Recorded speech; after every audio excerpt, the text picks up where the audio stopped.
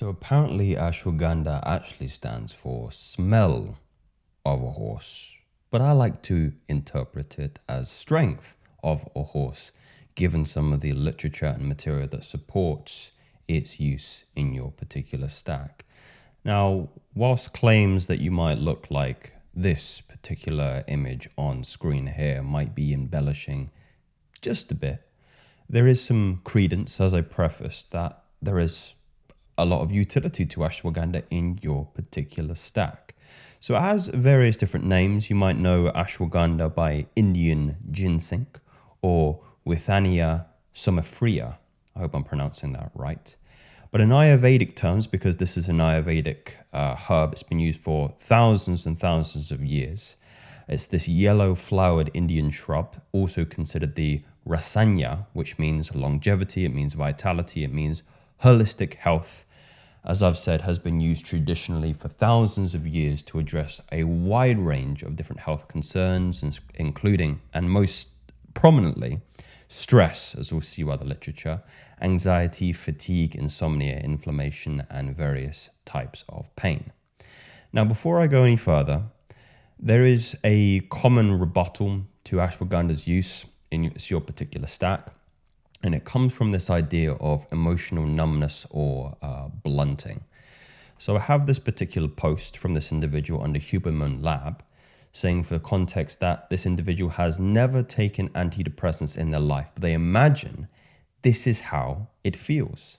I started taking ashwagandha to increase testosterone, not because this individual is depressed or has any anxiety, which I think is the motivation for most of you watching this video, but I feel like an absolute zombie robot throughout the day since taking it. I am extremely nonchalant when talking to others. I used to feel happy when listening to music while driving to and from work, and now I just feel flat. I don't feel like my brain is releasing any dopamine like it used to. I'm neither sad nor happy, just feeling flat, numb, dull, any other synonyms. On the positive side, I gave a good presentation because I had absolutely zero stage fright or jitters. But yeah, I'm definitely done taking it once this bottle is over. So this is, I mean, to be honest, this is a pretty, I'm probably being a little bit harsh here with inclusions of the memes. Ashwagandha ruined my life, made me feel like I was dead inside, never used. Now, as I've said numerous times before, I'm just here to give you the information, guys. Do whatever you want with the information that I give you.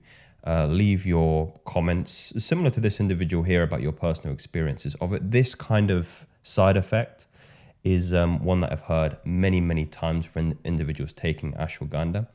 I've been on the personal idea that if something doesn't work for you, simply stop taking it, like this individual is rightly saying so. And just because it doesn't work for you doesn't necessarily mean it won't work for others. Now, I'll go into ashwagandha as an adaptogen first, and then I'll address my theory about why you need to cycle this and why some of the particular symptoms of emotional numbness, dullness, flatness is something that you might experience, and why cycling it in that regard is going to be more favorable to the side effects. So if you read any kind of scientific paper, they all come to this idea that ashwagandha actually plays a role as an adaptogen. So it's used fundamentally to ameliorate stress. One of the mechanisms behind this benefit is the alkalinic effect of its compositions, like withangelites, which help mitigate the acidic effects of chronic stress within the body. And this is alluding to my theory, which again is my own. I've kind of studied the data, and this is where my mind is going in relation to other bits and pieces I've observed whenever trying to improve the body yourself through some of these substances. And hopefully you wouldn't have heard of it before.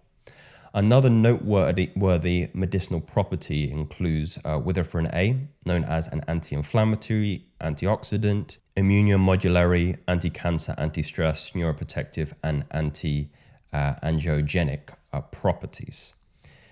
So this is where my theory comes in, why you should cycle this, and I'll get into the rates in which you should cycle this if you are going to use ashwagandha. But my idea, my theory behind why emotional numbness is so prevalent when taking ashwagandha for long periods, or maybe even short periods, is it goes along the lines of hormesis. So I'm just gonna, this is actually a direct excerpt from my book here, and then I'll go into the hormetic effect. Those of you who are into self-improvement should understand the hormetic effect anyway. So it has been noted that individuals who stay on ashwagandha for a prolonged period, 2 months' time, report this blunting insensitivity and numbness as per the post. Therefore, a recommendation to cycle off ashwagandha every 2 months or so, and keeping daily dosage no higher than 600 milligrams per day is what I would recommend.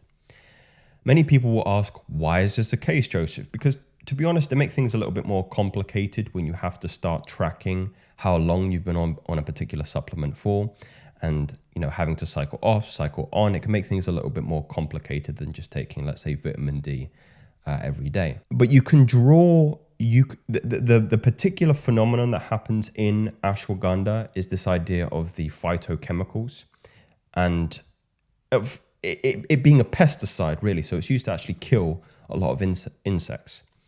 You have to remember that plants don't want to be eaten as well. Many people will make the point that if a plant or a tree or a fruit, maybe not the fruit because they are, what would you say, kind of an indicator that the plant is flourishing. But if a plant is being eaten in a certain region, what it actually does is it sends signals to the rest of the plants in the area to upregulate these chemicals to stop other insects, other animals from eating them.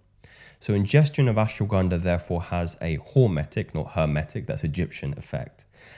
So like cold showers and exercise temporarily stress the body but grow back stronger when you need to recover, you need to allow a rest period for the phytochemicals in ashwagandha. So I have here on the left-hand side the best way to explain this. I gave some good examples there in terms of exercise, in terms of cold shower.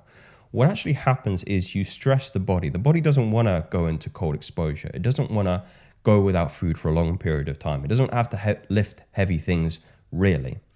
And you can see here on the, I think this is the x-axis, or might be the y-axis, the dose of the stressor. So if we take this as ashwagandha and the phytochemicals as a toxin in here, you can see here, if it's just a small stressor, you get a beneficial dose. So you get a beneficial biological, physiological response from the stressor. However, the longer and longer you prolong yourself to a potential toxin, it starts to cause harm. So my theory is that similarly to cold shower, like if you're constantly in cold, you'll get hypothermia and you die. If you overtrain, you'll get exhausted and then you die. If you don't eat, you'll starve and then you'll die. If you keep ingesting a phytochemical, you incur a negative response. Maybe you won't die. I don't know. I imagine if you overdose on ashwagandha, that could potentially kill you. But the idea is that we have to look at some of the supplements that we're taking in the form of the hormesis principle. And this starts to get really, really interesting, and maybe some of the things that I'll say here might be potentially out of pocket, but living a life where you're not exposing yourself to any kind of toxin, especially in food, you can make an argument that that's actually more harmful because you're not exposing yourselves to an adaptogen. You're not adapting to the toxin. Maybe your white blood cell count. I don't want to get into the vaccine argument, but traditional vaccines, that's how they work.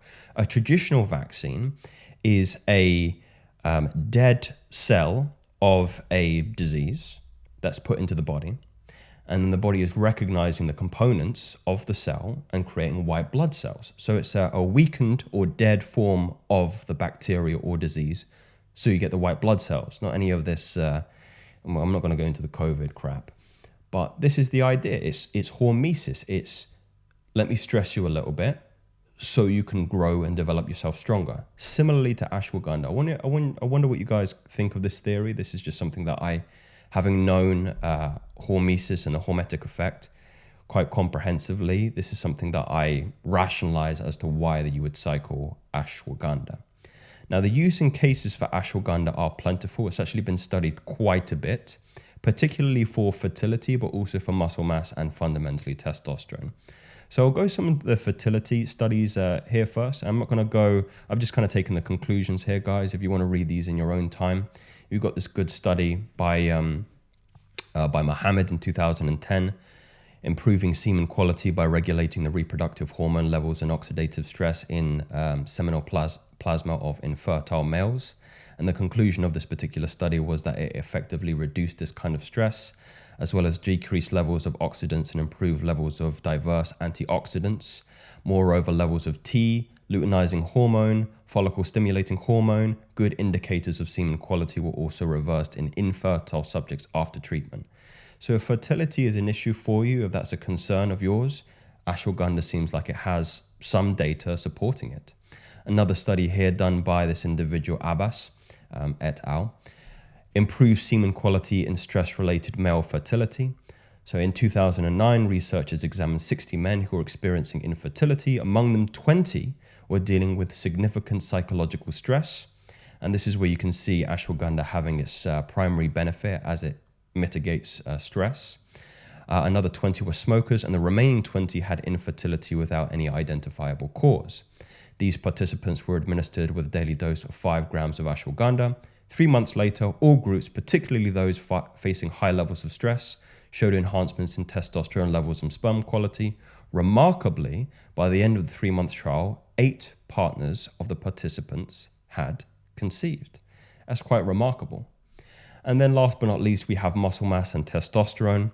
So this examining the effects of ashwagandha supplementation on muscle strength and recovery. This one's a little bit longer, in 2015, so a little bit more recent, by Sachin,